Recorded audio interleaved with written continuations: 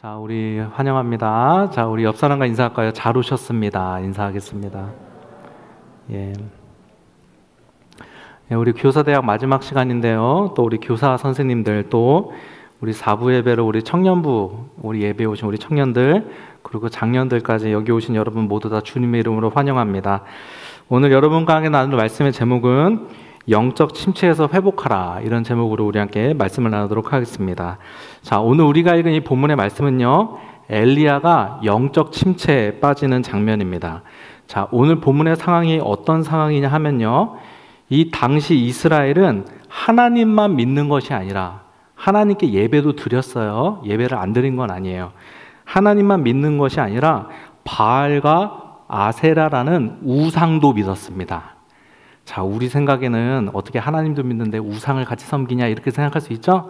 예, 그런데 사실 우리도 그럴 수 있습니다. 여러분, 바알과 아세라가 무슨 신인 줄 아세요?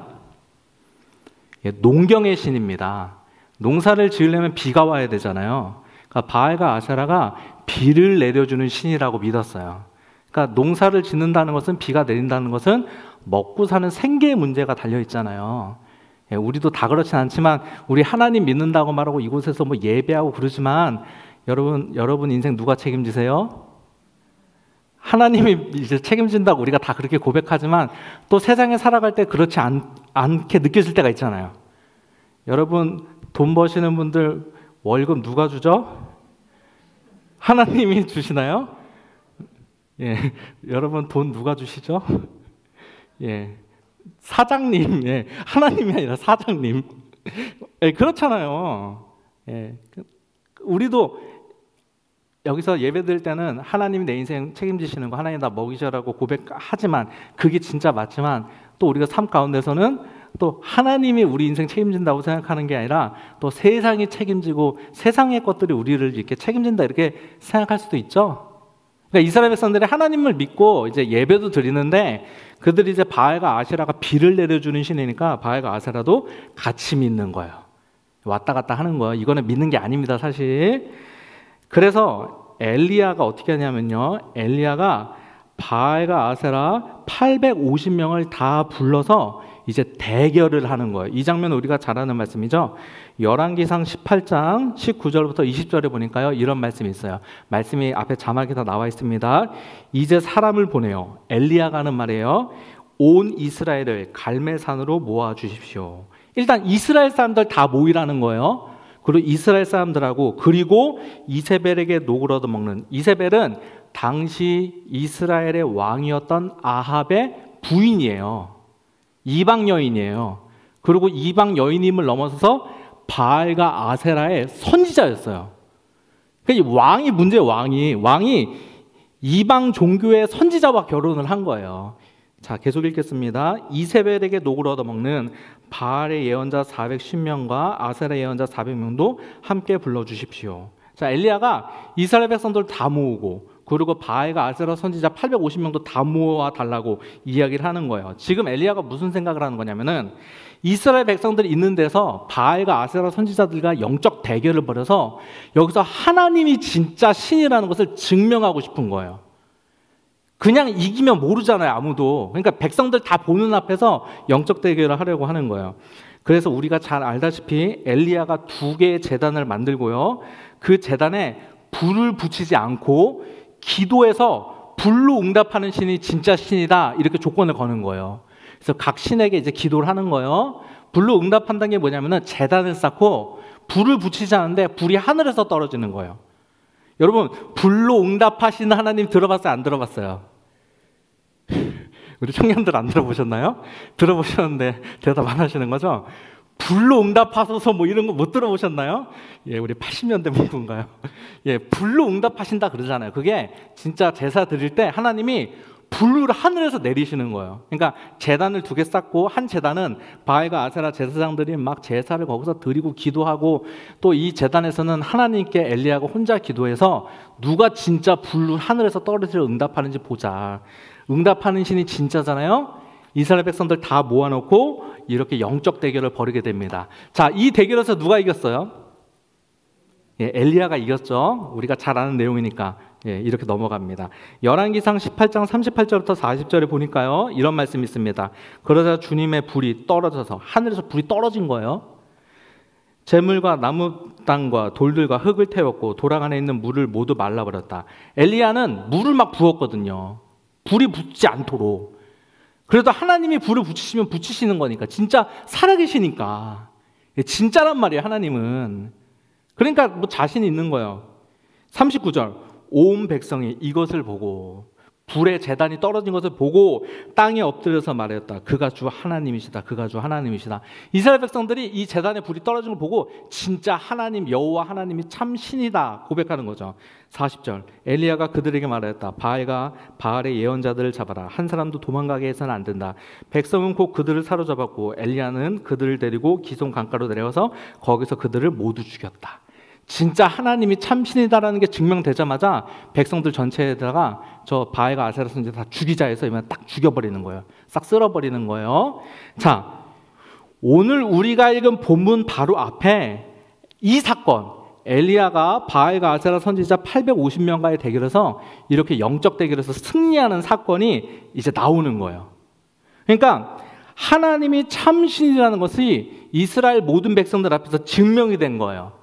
자, 이렇게 놀라운 영적 승리를 경험한 이후에 이제 엘리야의 모습이 어떤지 한번 보겠습니다. 오늘 본문 1절부터 2절 보니까요, 엘리야의 모습이 이제 나옵니다. 1절, 아합은 엘리야가 한 모든 일과 그가 칼로 모든 예언자들을 죽인 일을 낱낱이 이세벨에게 알려주었다. 이스라엘 왕 아합이 부인 이세벨에게 이 엘리야가 바알과 아세라 선지자들 다 죽였다는 것을 낱낱이 말한 거예요. 그랬더니 2절, 그러자 이세벨은 엘리야에게 심부름꾼을 보내어 엘리야에게 말하였다. 내가 예언자들을 죽였으니 나도 너를 죽이겠다. 이세벨이 화가 나니까 내가 너 잡아서 죽이겠어 라고 지금 어떤 사환을 통해서 자기에게 이야기를 한 거예요. 그러자 이 말을 들은 엘리야의 모습이 어떤가? 3절 말씀 보세요. 3절 말씀 보니까요, 엘리야는 두려워서 급히 일어나. 제가 뭐 설교 몇 번 가끔 이렇게 사부 예배 할 때 몇 번 말씀드렸는데, 여러분 이 성경도 보세요. 엘리야가 일어나. 이게 기본 문장이잖아요. 그러니까 엘리야가 일어나. 유다의 부엘세바로 갔다. 요것만 있으면 돼요, 사실. 나머지 글자들은 다 수식이란 말이에요. 그러니까 엘리야가 일어나 부엘세바로 갔는데 본문에서 강조하고 싶은 내용이 있을 때 막 수식을 하는 거예요. 자, 보세요. 엘리야가 그냥 일어나지 않았어요. 어떻게 일어났어요? 두려워서. 그리고 또 어떻게? 급히. 강조해요. 이 성경의 저자가 지금 엘리야의 마음을 이걸로 표현하는 거예요. 이해가세요? 자, 만약에 제가 여기 앉아 있어요. 제가 갑자기 예배 시간에 일어나서 나갔어요. 저게 미쳤나? 이렇게 생각할 수 있죠. 그래서 누군가가 김동빈 목사가 일어나 나갔다. 그럼 사람들이 이 목사가 왜 그랬을까? 이런 생각하겠죠? 근데 만약에 제가 이 사건을 누군가 썼어요. 김동빈 목사가 급히 일어나 나갔다. 그러면 여러분 그 느낌이 벌써 어때요? 뭔가 급한 일이 생겼구나. 사고가 났나 보다. 이렇게 생각이 되겠죠? 그러니까 기록하는 사람이 이렇게 강조한단 말이에요. 수식해주고. 이걸 통해서 이 당시 엘리야의 상황을 좀 강조하고 표현하는 거예요. 그러니까 엘리야가 일어났어요. 근데 어떻게 일어났어요? 두려워서 급히. 엘리야의 마음이 지금 어떤 거예요? 두려운 거예요. 막 서두르는 모습을 보여주는 거예요. 두려워서 급히 일어나. 어떻게 했어요? 부엘세바로 도망갔는데 목숨을 살려고. 죽을 것 같은 거예요. 무서운 거예요, 지금. 850대 1의 싸움에서 이겼는데 지금 무서워서 부엘세바로 간 거예요. 자, 여러분 지금 엘리야가 있는 곳이 어딘 줄 아세요? 자, 앞에 지도를 좀 보여주시면요. 앞에 지도를 보면 이스라엘의 지도가 있습니다. 조금 보기 힘들게 좀 비율이 깨졌는데 여러분 대충 보시면 막 속속들이 색깔들이 있죠? 저 색깔들 전체가 이스라엘 땅이라고 보시면 돼요. 이스라엘이 12지파로 되어 있기 때문에 저 지파마다 색깔이 다른 거예요. 크게 북쪽과 남쪽으로 나눌 수 있는데 북쪽에는 왼쪽에 친절하게 제가 동그라미에 빨간색으로 쳐놨습니다. 이스라엘. 그러니까 원래는 이스라엘 통일국가인데 북쪽과 남쪽으로 나눠졌어요. 남북으로. 그래서 북쪽을 북이스라엘이고 남쪽을 남유다라고 하는 거예요. 자, 엘리야가 지금 어디 있을까요? 엘리야는 북쪽 선지자예요? 남쪽 선지자예요? 북쪽 선지자예요. 그러니까 지금 북쪽에 있는 거예요. 근데 지금 어디로 도망갔어요? 남쪽에 있는 브엘세바. 일단 남쪽. 근데 브엘세바는 어딨냐? 저 가운데 밑에 보면 제가 브엘세바 동그라미 쳐놨어요. 이 남쪽 브엘세바는 남유다 땅 중에서도 가장 밑이에요. 그러니까 지금 엘리야가 북쪽에서 자신이 갈 수 있는 가장 밑에까지 도망간 거예요. 제일 먼 곳으로. 근데 여기서 멈추지 않습니다. 3절 마지막부터 보니까요. 우리 3절 마지막. 그곳에 자기 시종을 남겨뒀고, 그곳은 어디예요? 남쪽에 있는 브엘세바. 여기까지 왔는데 가장 멀리 도망갔는데 여기도 불안한 거예요. 잡힐까 봐. 잡히면 죽인대잖아요. 얼마나 무섭겠어요. 그러니까 여기서 시종은 남겨놓고 4절 자기 자신은 광야로 들어가 하루길쯤 가서. 그러니까 북쪽에 있던 이 엘리야가 남쪽 맨 끝까지 내려온데도 불안하니까 종은 냅두고 자기는 남쪽에 있는 광야길로 1시간 더 걸어 들어가는 거예요. 안 걸리려고 도망치는 거예요, 여러분. 자, 지금 엘리야의 마음이 어때요? 무서운 거예요. 도망가는 거예요. 최대한 멀리. 그리고 이렇게 광야까지 도망간 엘리야가 하나님께 뭐라고 하냐? 4절 말씀. 엘리야가 4절의 말씀을 하나님께 합니다. 우리 4절 말씀 우리 한번 다 같이 한번 읽어볼까요? 다 같이 읽겠습니다. 시작. 자신은 홀로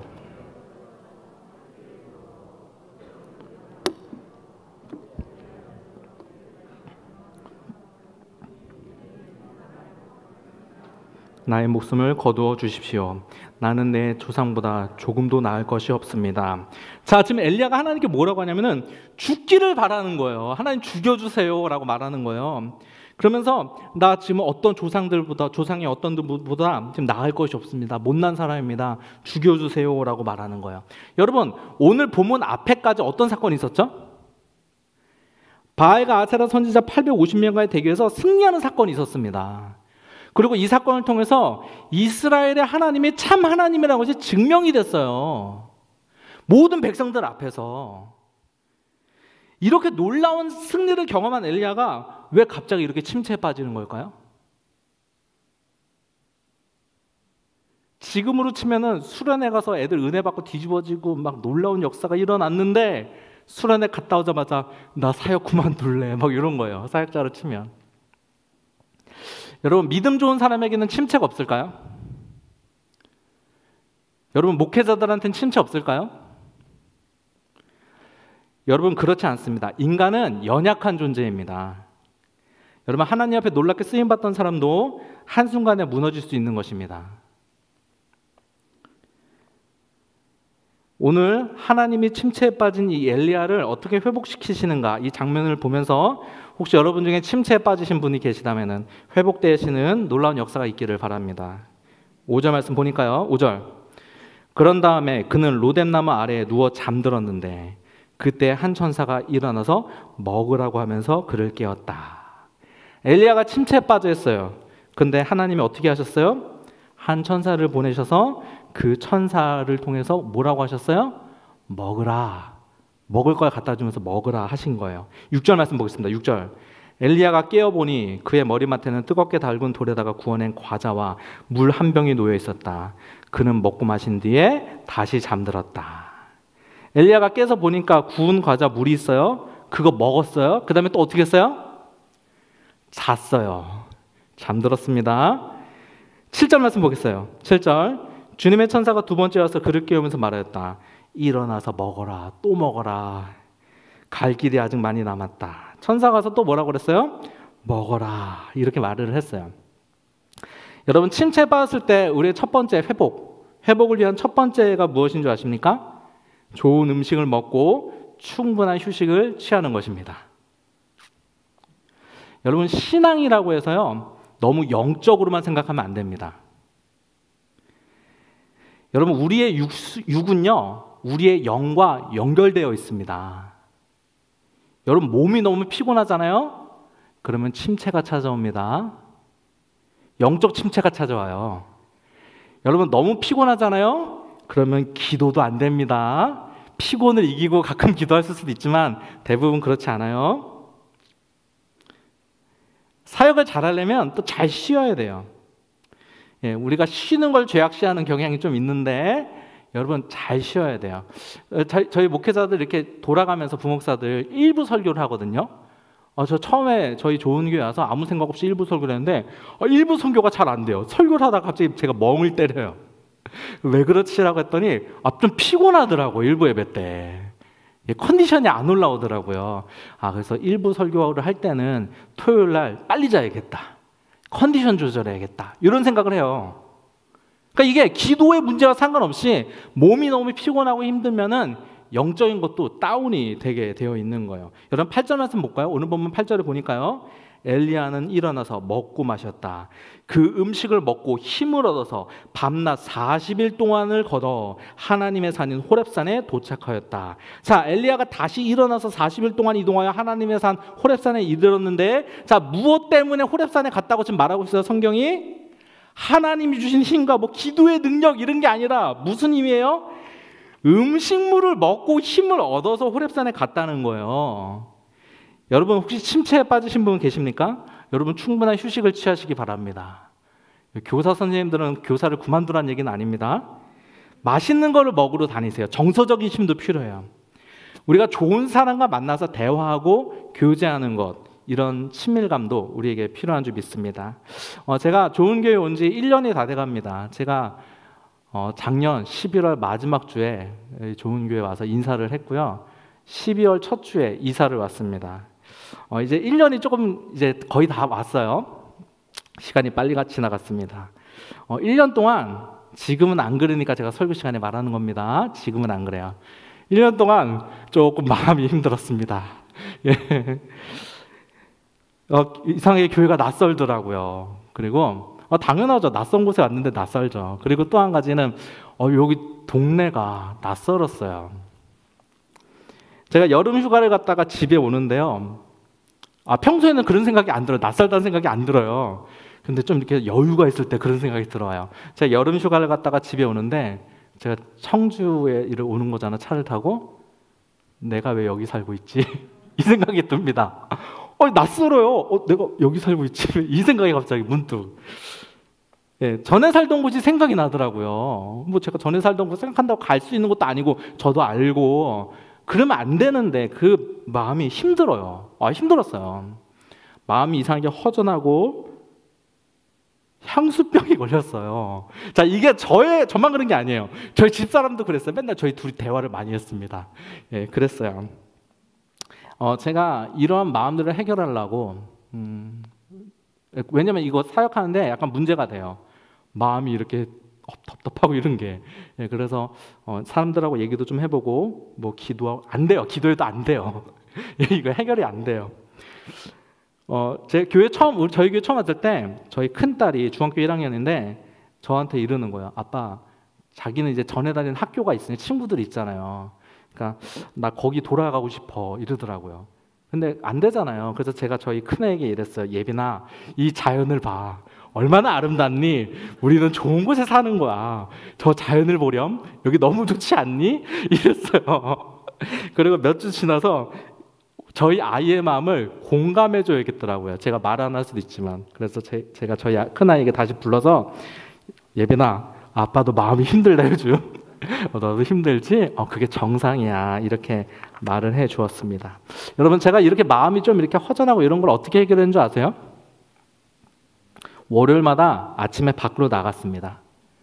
청주 주변에 보니까 갈 데가 많더라고요. 일단 저희 집사람하고 저는 여행을 잘 안 다녀요. 잘 몰라요, 그런 거를. 여행도 다녀본 사람이 다니는 겁니다. 잘 몰라요. 근데 월요일마다 쉽더라고요. 검색해서 가볼 만한 곳 하니까 있어요. 그냥 무작정 갔어요.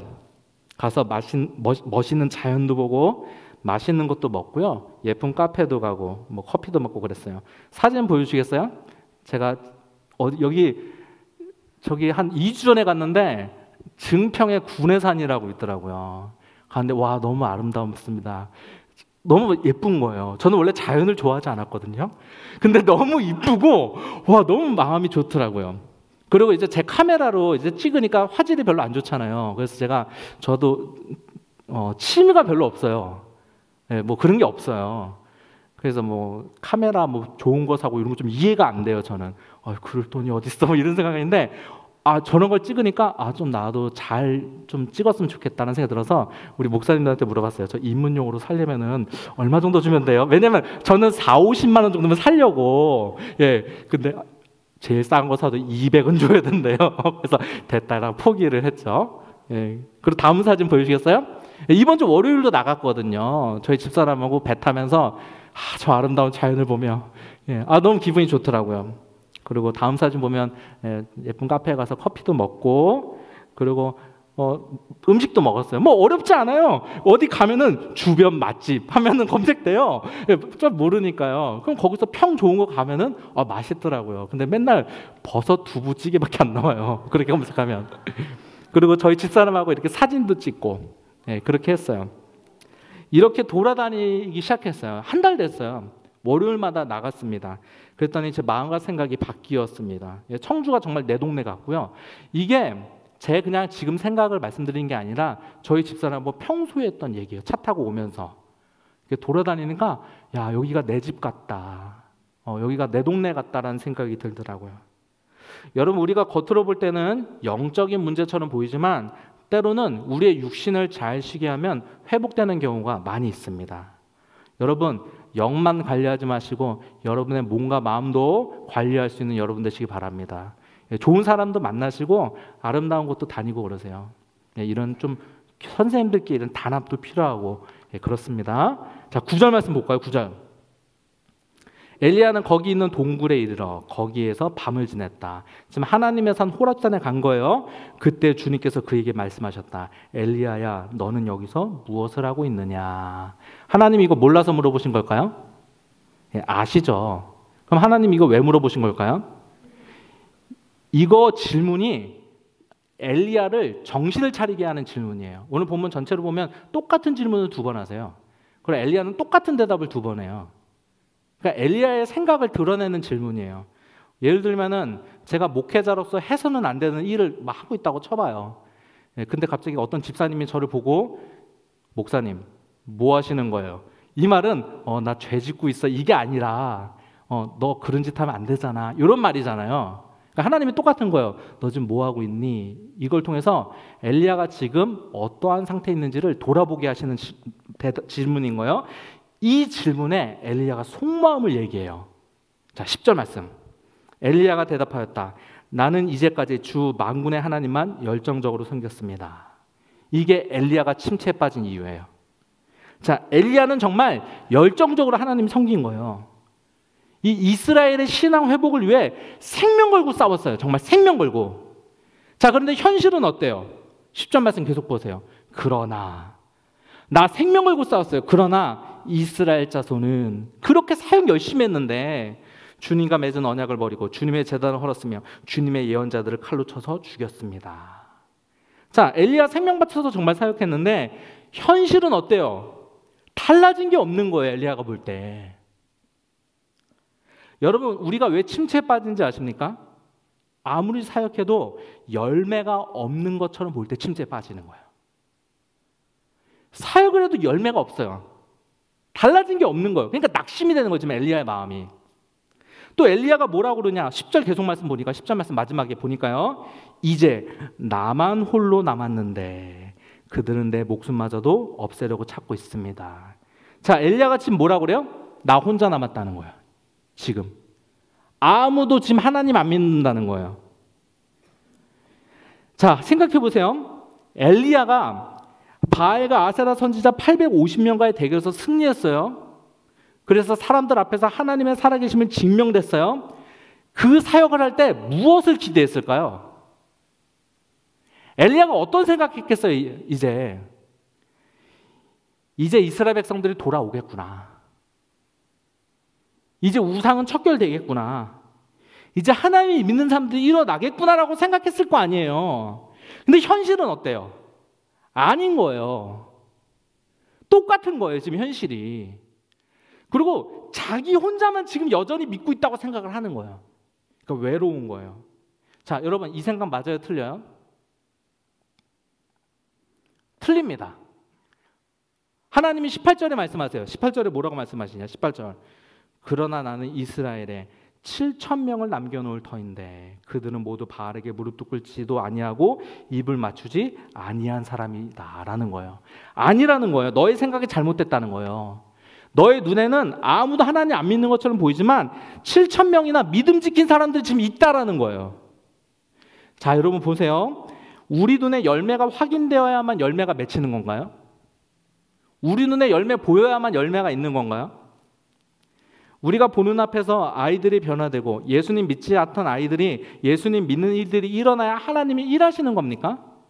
그렇지 않습니다. 우리 눈에 열매가 없는 것처럼 보여도 열매가 맺히는 거예요. 하나님이 맺으시는 거예요. 엘리야의 문제는 무엇이냐? 엘리야는 지금 생각이 잘못됐어요. 자, 우리의 마음은요, 생각에 영향을 받습니다. 내가 무슨 생각을 하느냐가 중요해요. 여러분, 화난 일만 자꾸 생각하면요, 화납니다. 우울한 생각만 자꾸 하면요, 우울해져요. 엘리야는 지금 사역의 열매가 눈에 보이지 않으니까 자신의 사역이 의미 없다는 생각을 하고 있는 것입니다. 이 생각을 바꿔야 되는 거예요. 그럼 이 생각을 어떻게 바꿀 수 있을까요? 여러분, 생각 어떻게 바꿀 수 있을까요? 생각을 바꾸려면 새로운 지식이 들어와야 됩니다. 그래서 성경은 우리에게 뭐라고 말해요? 말씀을 묵상하라는 거예요. 말씀 묵상이 뭐예요? 내 생각에 하나님의 생각을 집어넣으라는 거예요. 여러분, 낙심되시고 두려우신가요? 여러분, 우울하신가요? 여러분, 마음이 무너지십니까? 여러분, 말씀 보시기 바랍니다. 하나님 말씀 들으셔야 돼요. 제가 예전에 파트 전사 때요, 사역을 할 때 파트 전도사예요. 제가 섬기던 교회, 그 교회가 어떤 교회였냐면은 수요 저녁 예배를 드렸는데, 수요 저녁 예배 끝나잖아요. 그럼 성도님들이 식당에 가가지고 빵과 음료를 나누면서 약간 교제하는 시간이 있었어요. 그리고 이 사역자들이 수요 예배가 끝나면은 성도님들이 빵과 음료를 드시면서 교제를 할 수 있도록 빠르게 세팅을 하고 그런 것들을 딱 준비해야 되는 거예요. 그래서 여름에는 뭐 에어컨도 켜놓고, 뭐 겨울에는 히터도 켜놓고, 빵하고 음료도 세팅을 다 해놔야 되는 그런 교회였어요. 그래서 수요 예배가 끝나자마자 막 뛰어내려가지고 막 준비하고 막 그랬어요. 그리고 그 교회에 커피 자판기가 있었거든요. 그러니까 성도님들 빵 나눠드리고 커피 드실 분 이렇게 파악해가지고 자판기를 이렇게 뽑아서 드렸어요. 그래서 그 교회 나올 때 자판기를 부셔버리려고 했는데 못 부시고 나왔어요. 농담으로 저희끼리. 네, 그런데 한 번은 제가 이제 자판기 커피를 누르고 이제 자판기가 커피가 내려오는데 어떤 권사님이 저를 부르시는 거예요. 잠깐 여기 좀 와보세요. 그럼 가야 될 거 아니에요. 권사님이 부르시는데 제가 어떻게 안 갑니까? 그래서 제가 갔어요. 근데 이 자판기 커피 이렇게 지금 내려오는 게 있는데 또 어떤 권사님이 그걸 모르고 그 또 자판기 버튼을 누르신 거예요. 그래서 자판기 커피 위에 또 자판기 커피가 또 하나 떨어진 거예요. 그거를 옆에서 누가 보시다가 저한테 너는 하는 일마다 왜 그러냐, 이런 좀 핀잔을 좀 주셨어요. 제가 그 얘기를 듣고 마음이 얼마나 낙심이 되는지 그 수요예배가 끝나고 집에 돌아오는 길에 사역을 내려놔야겠다라는 생각을 했습니다. 제가 마음이 그렇게까지 가더라고요. 마음이 낙심이 되니까 사역을 중단해야겠다 이런 생각이 진짜 들었어요.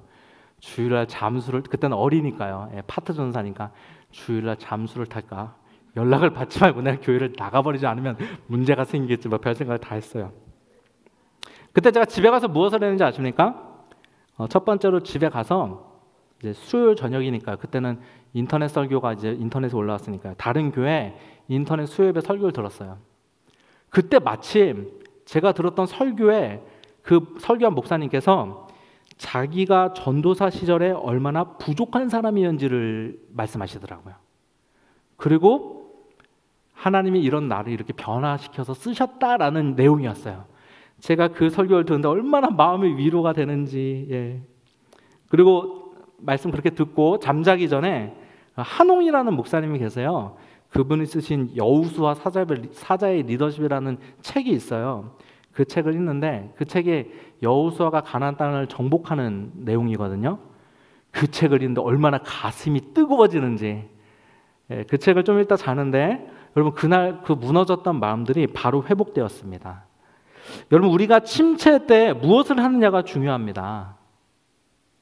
여러분 침체했을 때 무엇을 하시나요? 여러분 여행 가면 회복될까요? 물론 육체의 휴식도 필요하지만 여러분 이것만으로 될까요? 여러분 잠깐 사역 내려놓으면 회복될까요? 여러분 그것만으로 안 된다는 거예요. 여러분 침체가 찾아왔을 때 우리가 하나님 말씀 들어야 되는 줄 믿습니다. 여러분 우리가 침체에 빠지지 않으려면요 은혜가 있어야 돼요.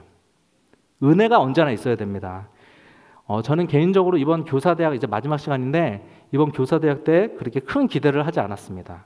이게 제가 나쁜 게 아니라 뭐 정신 없는데 뭐 기대 이런 생각 그냥 뭐 닥치면 하는 거예요. 막 정신 없어요. 전 지난주부터 참여하는데 제가 생각했던 그러니까 이거 무시하는 말이 전혀 아니에요. 바쁘니까 그냥 시작되면 그냥 하는 거예요. 그냥 이제 오늘부터야 하면서 그냥 들어가는 거예요. 기대하고 뭐 그런 게 아니라. 근데 너무 큰 은혜를 받았습니다. 이번 교사대학을 통해서. 여러분 우리가 사역을 하려면요 이렇게 도전받고 은혜 받는 자리에 참여해야 됩니다. 여러분 당연한 거 아닌가요? 여러분 특히 교사대학은 교사의 사명을 다시 독려하는 시간이잖아요. 우리의 사명을 다시 한번 확인하는 시간이잖아요. 교사 맞춤형이잖아요. 이 시간은. 개인적으로 이런 교사대학에 참여하지 않고 교사의 사명을 계속 잘 감당한다. 내가 이 교사의 사역에 도전받고 받는 것이 없고 은혜를 받는 것이 없는데 여러분 우리가 어떻게 사역을 잘 감당할 수 있겠습니까? 나에게 공급되어지는 은혜가 없고 나에게 깨어지는 공급이 없는데 어떻게 이 사역을 잘 감당할 수 있겠습니까? 여러분 은혜의 자리를 사모할 수 있는 여러분 되시기 바랍니다. 아까 제가 초기에 말씀드렸듯이 여러분 목회자에게도요 침체가 찾아와요. 목회자도 사실 똑같습니다. 은혜가 아니면 침체가 찾아와요. 여러분 목회자가 침체에 빠지면 될까요? 안 될까요? 안 되죠. 매주 설교해야 되잖아요. 근데 침체면 어떻게 합니까 여러분? 저도 그래서 침체에 빠지지 않기 위해서 부단히 노력합니다. 제 마음이 무너지면 안 되잖아요. 저도 설교를 또 들어요. 은혜를 받으려고. 책도 계속 저 손에서 책을 놓지 않습니다. 설교 준비하면서 은혜도 받고요. 설교를 이렇게 하면서 저도 은혜를 받습니다. 지금은 안 하지만 제가 예전에 사역할 때 허락이 되면은 캠프를 혼자 다녔어요. 허락을 받고. 제가 10년 전에 수련전도사 할 때 원 베네딕트라는 선교사님이 했는데 여름 겨울마다 사명 캠프 같은 거 갔어 혼자. 그냥 은혜를 받고 싶은 거예요. 왜냐면 자꾸 소진되거든요. 사역하면. 제가 기억나요. 제가 갔다 왔는데 다른 사역자분들이 이랬어요. 달라졌다고 표정이. 은혜 받으면 달라져요. 제가 개척교회 할 때 2년 동안 수원에서 개척교회를 섬겼거든요. 은혜를 받아야겠더라고요. 물론 평소에 받고 뭐 책 읽고 많이 하는데 더 집중적인 은혜가 필요해요. 그래서 그때는 여름 겨울마다 저희 집사람하고 왜냐면 처음엔 저 혼자 갔는데 나중에 보니까 집사람이 너무 침체해요. 그래서 여름 겨울마다 바이블 캠프라고 김남국이라는 목사님이 하시더라고요. 거기 참여를 했어요. 그리고 제가 전에 있는 교회에서도 뭐 사역 중에 갈 수 없잖아요. 뭐 2, 3일 동안. 그래서 가끔 빨간 날일 때 하루 캠프하고 그러더라고요. 그럼 갔어요. 월요일 저녁에 뭐 세미나 같은 거 하면 참여하고. 은혜를 받아야 되거든요. 여러분 생각해 보세요. 은혜 받는 자리도 안 나오고 은혜의 사모함도 없이 여러분 침체에 빠지는 것이 당연하지 않습니까? 은혜의 공급함이 없는데 어떻게 여러분 침체에 빠지지 않겠습니까? 여러분 하나님께 기도하시기 바랍니다. 하나님 내 영혼이 회복되시길 바랍니다. 은혜를 다시 회복하기를 바랍니다. 하나님 나의 영혼을 회복시켜 주옵소서. 이렇게 회복되는 여러분 되시기를 바랍니다. 우리 짧게 감사합니다. 이렇게 우리 교사들 또 오후 예배 시간까지 교사 세미나에 참석해 주시고 또 우리 소명과 헌신을 다짐할 수 있는 그런 시간이어서 너무 감사를 드려요. 코로나 뭐 다 여러분들 아시겠지만 코로나 이후에 교회가 참 많이 변화되고 있는데 이런 시기 가운데 우리가 교사대학을 통하여서 다시 한번 마음을 새롭게 하고 또 우리 자신을 돌아볼 수 있고 또 기도할 수 있는 그런 시간이 되어서 정말 감사를 드립니다. 교사대학이라고 하니까 짧게 몇 분만 좀 여러분들도 이렇게 교사들 만날 수 있는 그런 시간도 많지 않고 그래서 담임 목사로서 여러분들 좀 치아드리고 싶고 또 여러분들이 계심으로 인하여서 우리 교회 학교가 선생님들 또 아이들 포함해서 한 200여 명 정도 되는데 하나님 안에서 잘 양육되고 있다라고 믿습니다. 우리들의 헌신과 수고 참 힘들고 어렵습니다. 눈물 나는 일도 많이 있고 부담감이 참 큽니다. 그렇죠? 그냥 교사라고 하는 옷 입고 있는 자체만으로도 참 힘들고 어렵습니다. 교사를 해본 분들만 아마 아실 거예요. 또 부장 타이틀은 얼마나 힘겹습니까? 누가 알아주는 사람도 없고 담임 목사가 알아주지도 않고 교회의 여러 가지 요구사항을 그렇게 건의를 드려도 잘 되어지는 것 같지도 않고 참 남모르게 애타는 그런 부분도 많이 있을 줄 압니다. 그러나 하나님만은 알고 계시겠죠. 또 하나님께서 여러분들의 수고와 충성 어느 부분이든 저는 보상하리라고 믿습니다. 여러분들의 수고와 충성 하나님께서 아신다라고 믿습니다. 저의 신앙 고백이에요. 이제까지 살아오면서 저의 믿음의 고백입니다. 여러분들도 동일하게 하나님께서 함께 하시고 또 여러분들의 삶 가운데 놀라운 은혜와 축복으로 함께 하실 줄 믿습니다. 직장들 다니시고 여러분들이 다 사회생활 하시는데 저도 직장생활을 한 15년 정도 했습니다. 그런데 직장에서 직원들을 바라보는 그런 견해가 있어요. 어느 공동체나 다 마찬가지입니다. 세 가지 부류의 사람들로 나눠지게 되죠. 뭐냐면 직장에서 꼭 있어야 될 사람, 그죠? 아니면 있으나마나한 사람, 아니면 이 사람은 있어서는 안 되는 사람. 그런 세 부류로 나눠지게 됩니다. 어느 공동체나 다 마찬가지입니다. 근데 그 기준을 어느 때 알아보게 되는 줄 아세요? 내가 사표를 딱 냈어요. 그러면 상급자가 아니면 사장님이 안 된다고, 도저히 안 된다고, 꼭 있어야 된다고. 당신 그래서 막 몇 번이나 설득하고 온갖 가진 방법을 당하여서 다 그분에서 설득을 하고 이런 사람들이 있어요. 이런 사람들은 꼭 있어야 될 사람입니다. 사표를 냈는데 알았다고 그러면 언제까지 시간 줄 거냐고. 이런 사람은 있으나 마나한 그런 사람. 또 어떤 사람은 사표도 내기 전에 좀 그만뒀으면 좋겠다고. 아니면 사표를 제출하게 되면 바로 수리해가지고 너무 감사하다고. 겉으로 티는 안 내지만. 그죠? 저는 영적인 생활에서도 마찬가지라고 믿습니다. 우리 교사를 하는 데 있어서도 마찬가지라고 믿습니다. 꼭 필요한 교사가 있을 거고 있으나 마나한 교사가 있을 거고, 그죠? 있어서는 안 될 교사가 있겠고. 저는 여러분들이 정말 꼭 필요한 교사가 되었으면 좋겠어요.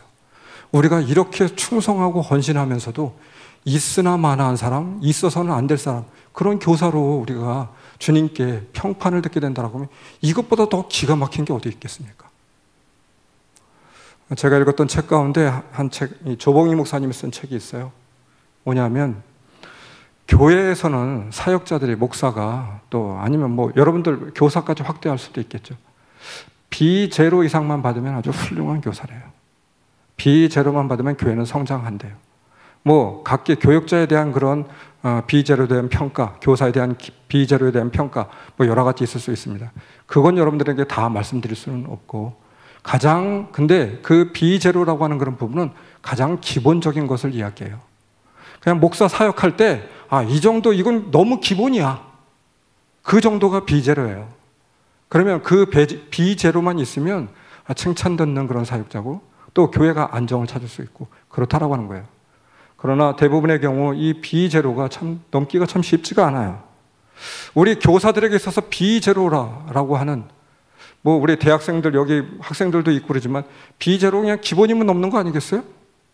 그죠?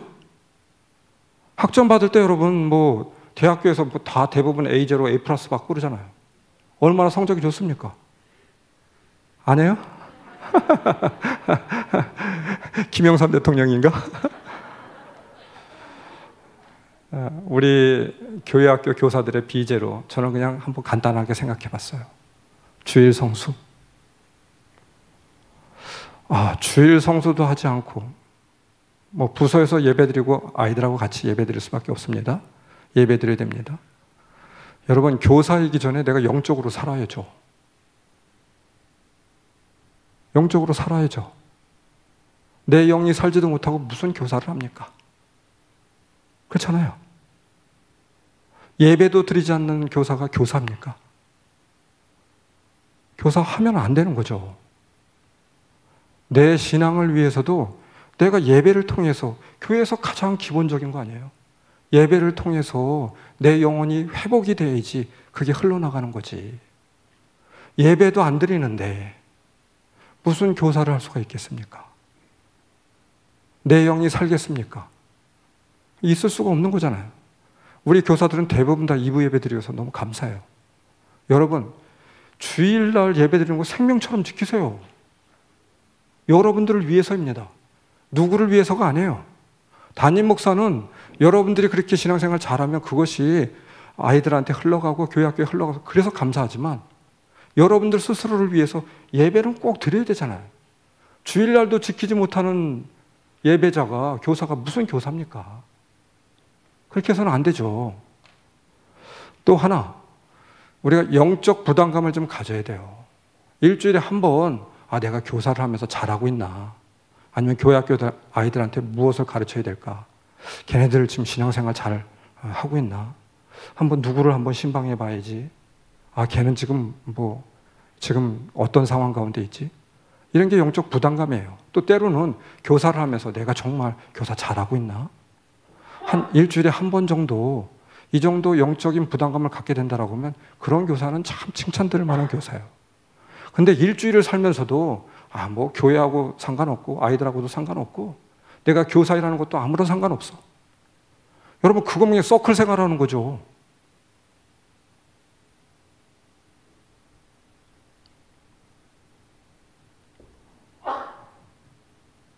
또 하나, 일주일에 하루가 아닙니다. 일주일에 30분 이상은 기도해야 되지 않을까? 성경, 다른 것들은 다 떠나서 성경 한 장 정도는 읽어야 되지 않을까? 주일날 교사하러 오는데 성경책도 안 들고 와요. 핸드폰 가지고 성경 공부 가르치고 그럴 거예요?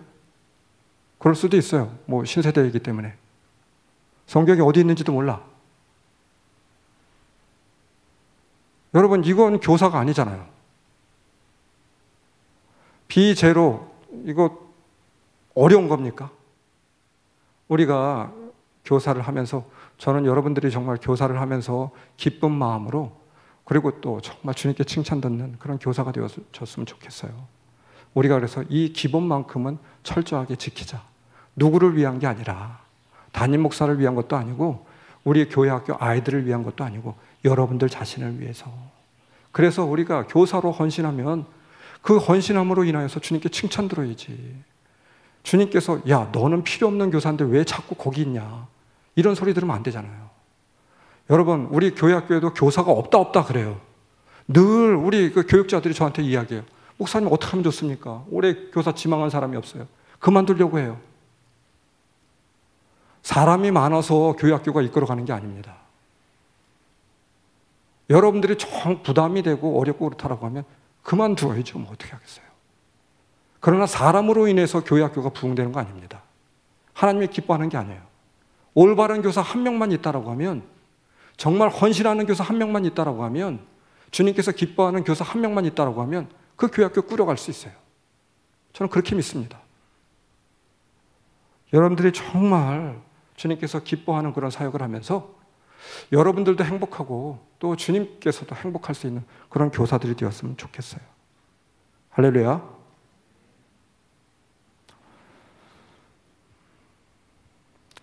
여러분들 교사 이렇게 하는 그런 부분 정말 저는 치아드리고 싶고 너무 감사드려요.